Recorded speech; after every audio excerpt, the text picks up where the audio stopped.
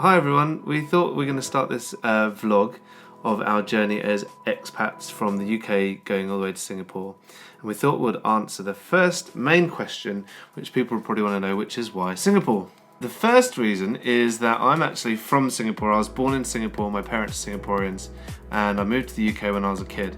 And so over the last few years, we've gone back to Singapore, how many times? 4 times? 4, yeah. 4 times. Each time we've gone, we've spent a minimum of 3 weeks there and a maximum of 6 weeks there.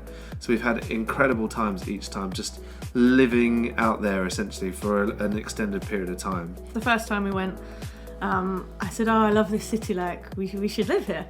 And Jonty was like, no. And then the second time we went, he was like, we should live here. And I was like, no, I don't think so. And then the third time we went and the fourth time we were kind of like, why don't we live here? We love everything about it. The culture is amazing out there. Just so family orientated, which is really, really nice. Especially us having 2 kids. It's really nice. And generationally as well, we went out for a meal one time. Do you remember, with your grandparents?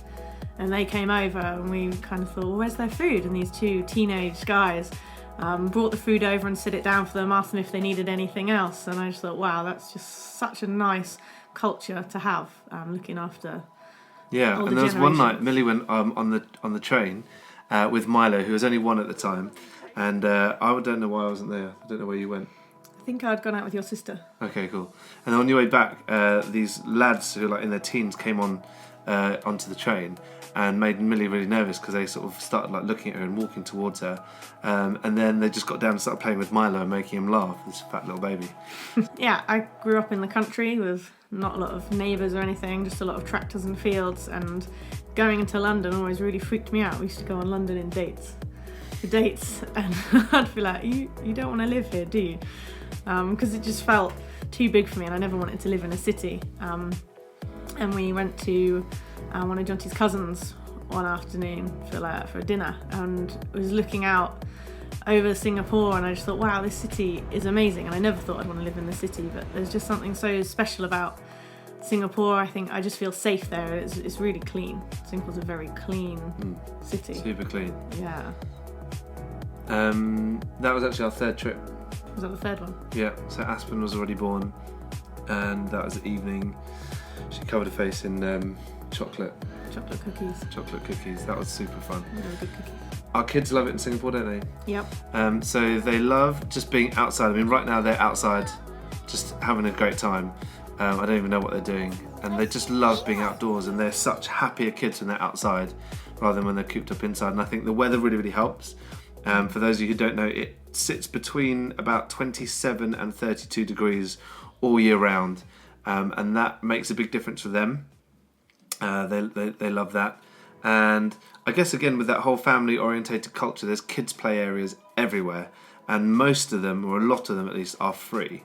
So, for example, last year we went for Christmas, or 2 Christmases ago, and we met our nephew and niece at a shopping centre, and the kids just went onto the roof and just played for ages in this little water play area, which was really, really cool. But they're everywhere, on the top of loads of different Some shopping malls. Yeah, shopping centres. Huge water play areas. So we always just make sure that we pack their swimming stuff and a towel, and then they can just go and play at the top of the mall in the water play. Yeah. Which is really nice. Condo living's really, really good as well. So there's a swimming pool. Like, we're looking at a condo at the moment. We won't say where it is because we don't know whether we can definitely secure a place there. But swimming pool, kids play area, kids play pool, gyms. What else is there for the kids? A little golf. A little crazy golf putting green. Just little things like that are just great for the kids to be able to play in and just have a really accessible, fun stuff to do at all times, especially kids like ours who've got heaps of energy. So yeah. Food? Yeah. Food's big amazing. Big food culture. Yeah, the food's amazing over there. And it's so cheap. Like, we can feed our whole family for like £15. Oh, tops, yeah. £15 with max. like fresh fruit juice as well, and sides, and all freshly cooked in front of you. Yeah, it's amazing. Which is amazing. And like, not many people eat at home. I think my sister spent how many weeks a lot of weeks. It was at least 6 weeks. At least 6 weeks when she first moved to Singapore. They're back in the UK now, but when they first moved to Singapore, we think it was their first 6 weeks, they didn't even cook a meal at home. And we noticed when we've gone out there to holiday that often it's like cheaper to eat out than it is to eat in. So that's a huge plus for us. Another reason why we want to go out and live in Singapore, we're both in education. And we have noticed that people in education, particularly in international schools, are really, really well looked after over in Singapore. Singapore is like one of the world leaders in education anyway, so they obviously value education, but to know that we're going to be looked after there as teachers is going to be amazing. So it is better in terms of, I guess, financially for us to be able to put down roots for our kids, to be able to save, and to be able to make decent investments for the future, I guess. But also in terms of like employment opportunities, to be able to work in one of the best schools in the world, essentially, is going to be a real privilege, and to be able to learn from what they're doing, and just to be able to get better at stuff that we already love. Yeah, and the kids get to go there. The kids get to go to school as well. And to be honest, as parents, it is a dream for us to be able to send our children to a school like this. With all the facilities and all the opportunities that they have, it's pretty special. I won't have to work at first, which will be really nice because I can help get the kids settled. All of our furniture will arrive a little bit later because it'll be shipped over, so I'll be able to sort all of that out and get the home ready, and also I'll be able to study. I started studying with the Open University and then stopped when our first son was born, Milo. We've only got one son. Our only son, our first child.